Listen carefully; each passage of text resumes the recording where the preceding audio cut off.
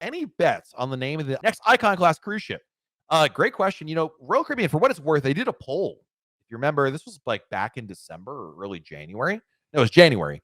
They did a poll and they were asking for names, and they had like 5 names on there. Star of the Seas seemed to win the poll. I don't know if they're going to use that, but yeah. What's your opinion of Royal Up? What value, if any, would there be in upgrading from a balcony to an ocean view suite?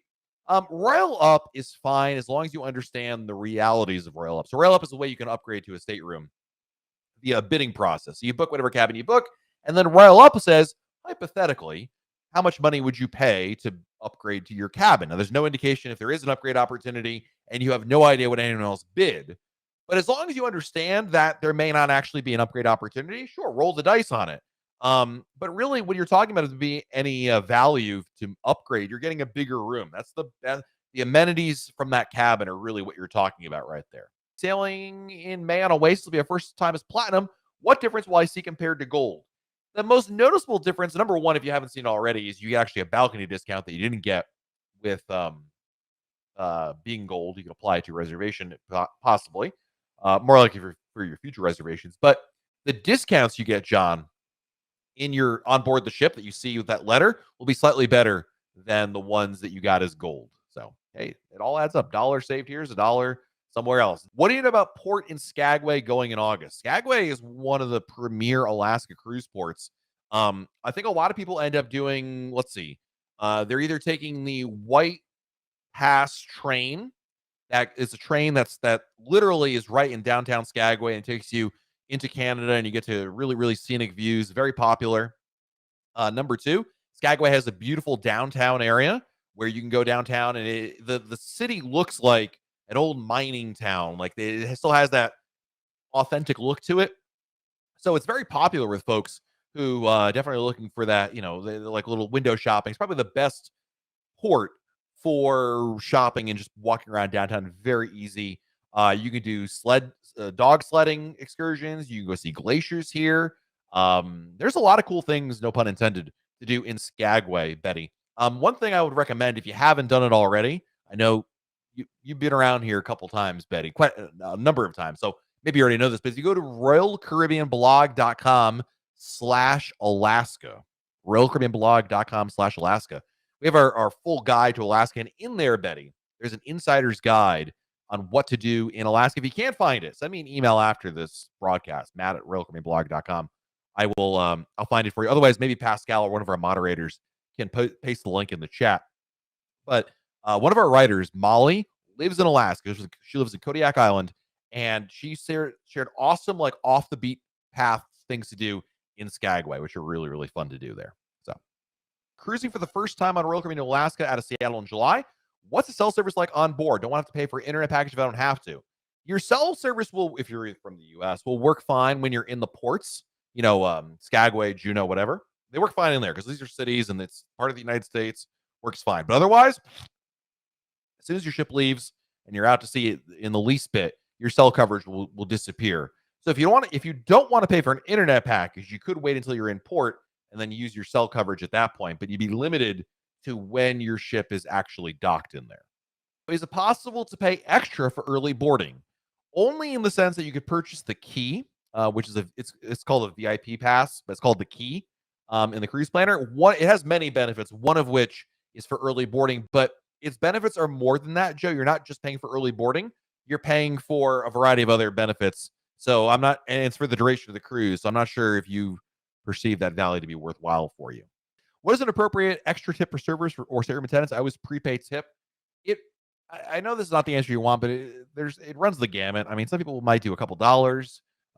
People do hundreds of dollars for the stateroom attendants, probably, hundreds of dollars. Kind of depends on the person. There isn't a wrong answer, Travis. There is in no situation for restaurant waiters or stateroom attendants will they say, will they be insulted by your tip, whether it is $5 or $500, right? And that's above and beyond already. So they will appreciate it. So I don't think whatever you're comfortable with and you can truly afford, obviously. Is there going to be a Broadway show in Icon? Don't know. Royal Caribbean has not announced the entertainment yet. So I'm not sure. I don't know, Marquis. So let me be very clear on this. Like crystal clear. I don't know more than you do. I have no idea. I'm gonna bet. Well, I should say I don't know. My inkling is no, but because they're still a lot very much in debt. But never know, never know. Can't find any rooms for 5 to book via the website. What am I doing wrong? Number one, and I mean this not condescending. Number one mistake: you didn't work with a travel agent who can help you find those rooms. Some cabins don't show up on the website, so that's like number one. Number two, they could be sold out there. Number three, there aren't a lot of rooms of that caliber that on available to begin with. So what I often tell people for families like yourself, you're thinking, oh, 5 people, one cabin.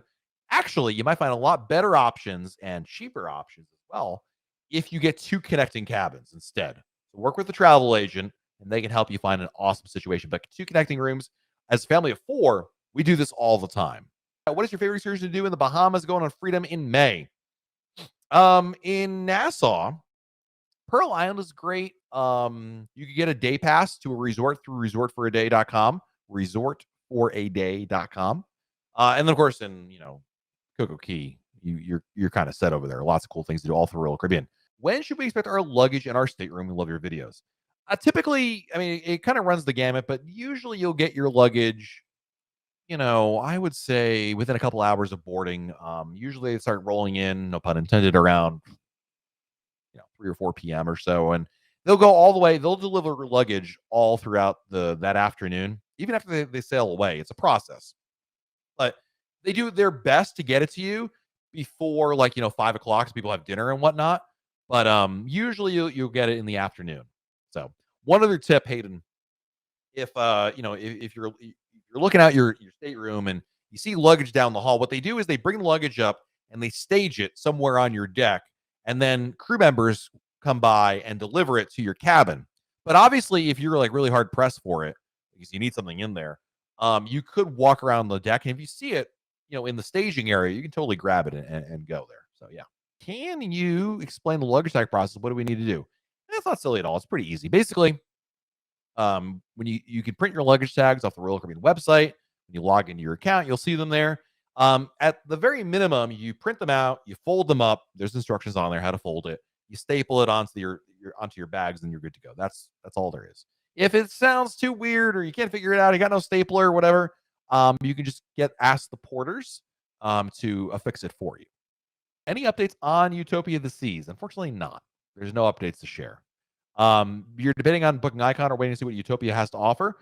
I mean, basically, Utopia is going to be a cool ship. Don't get me wrong, but it's going to be like Wonder or Symphony or Harmony, a continuation of the Oasis. It's an Oasis class cruise ship.